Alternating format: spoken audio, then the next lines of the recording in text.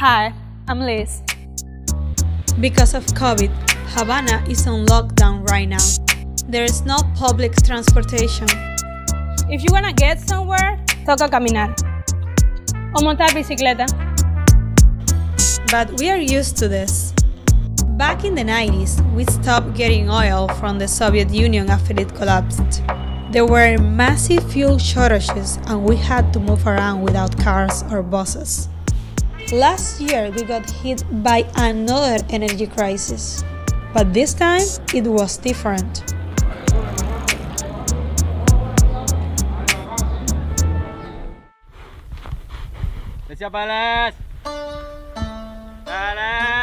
Vista Hermosa is an organic farm on the outskirts of Havana.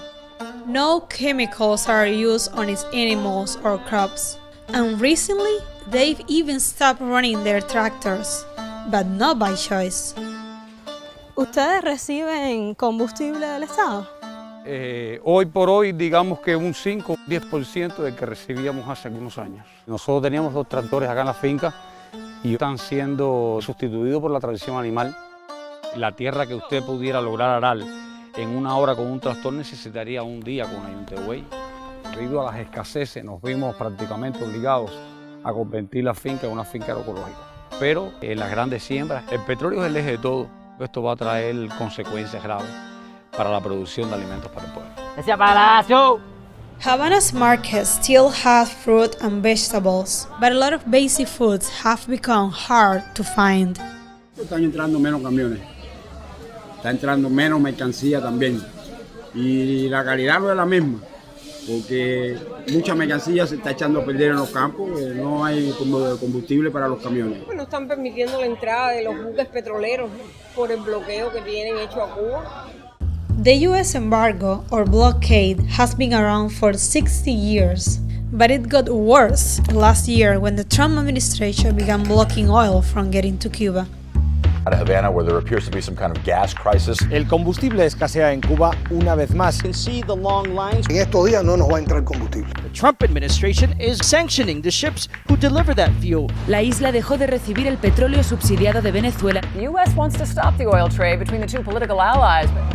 Cuba used to depend on the Soviet Union for oil.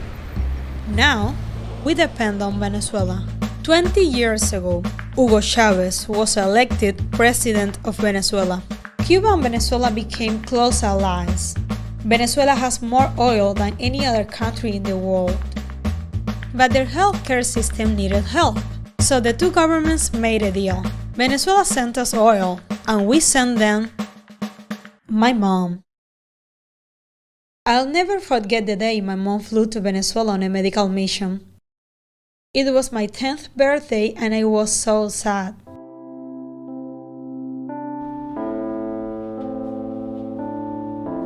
I couldn't understand why she left. I do now. Cuban doctors who go on missions can earn more than 10 times their normal salaries. When my mom came back, she remodeled our house and bought a new refrigerator and television. Incluso pagó por mi fiesta y mis fotos de 15. That's a big deal in Cuba, and it's not cheap. ¿Por qué te fuiste a Venezuela, mami? Me hice médico, cuyo objetivo fundamental precisamente era brindar ayuda a las personas que lo necesitan y era muy difícil decir que no. Y también porque no te lo voy a negar, motivada también por el aspecto económico. Era la primera vez que nos separábamos y realmente fue muy difícil para tu madre, prácticamente con el alma rota, dejando una niña de apenas 10 años. De lo cual me iba a perder muchas cosas de su crecimiento, pero no solamente fui yo, fuimos tantas las que dimos el paso al frente y realmente no me arrepiento. ¿Te parecía justa la cooperación que tenían Cuba y Venezuela, es decir, el convenio entre los 2 países? Yo pienso que sí, que fue justo. Nosotros le brindábamos salud y ellos estaban muy necesitados de eso. Y también era justo para nosotros porque recibíamos petróleo, también muy necesitado por nuestro país. This troika of tyranny, this triangle of terror stretching from Havana to Caracas to Managua, under President Trump, the United States is taking direct action against all 3 regimes.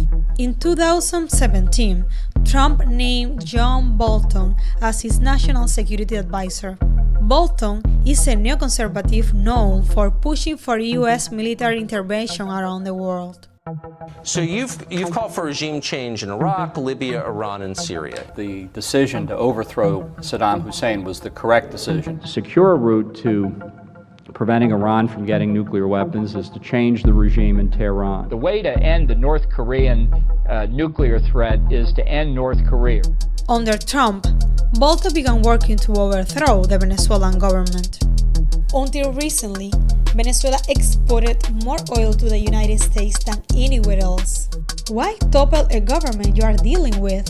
In 2005, Hugo Chavez began providing cheap oil to countries throughout the Caribbean. Venezuela's oil diplomacy offered a way for countries to be less dependent on the United States, and it helped Cuba reduce the impact of the blockade.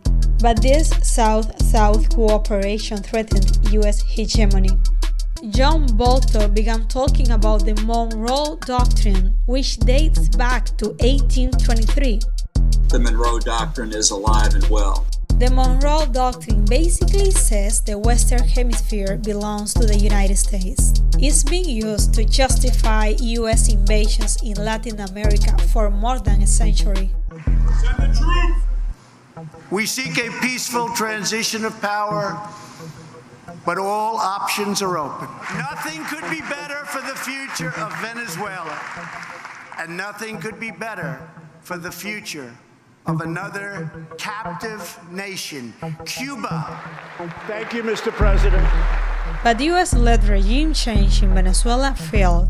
So the Trump administration began accusing Cuba of having sent troops to prop up the government of Nicolás Maduro.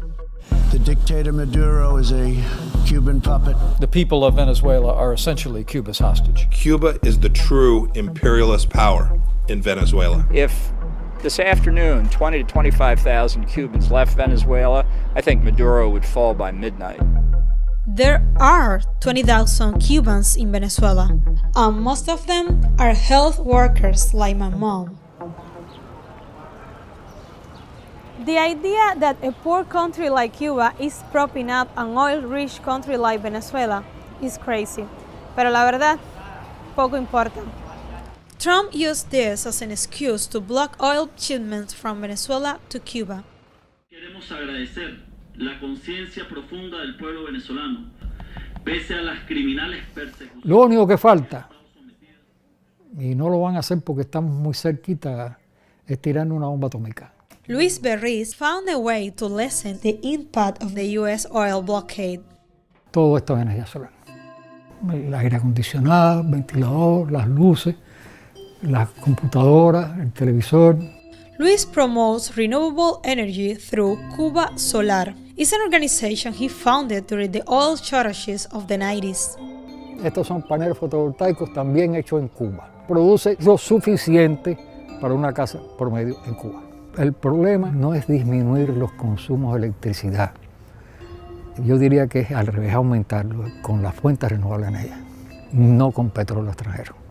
Tenemos que aprender a usar lo que tenemos. Y lo que tenemos es esto. Lo que tenemos es nuestro sol. ¿Cómo me va a bloquear el sol? Luis's use of solar energy is inspiring, pero es la excepción, no la regla. ¿Sus vecinos también aprovechan la energía renovable así? Desgraciadamente no tanto. Esos paneles son del gobierno. A mí no me costó nada. ¿Cómo lo puede conseguir otra persona? Primero, no puedes. ¿Dónde yo compro un panel?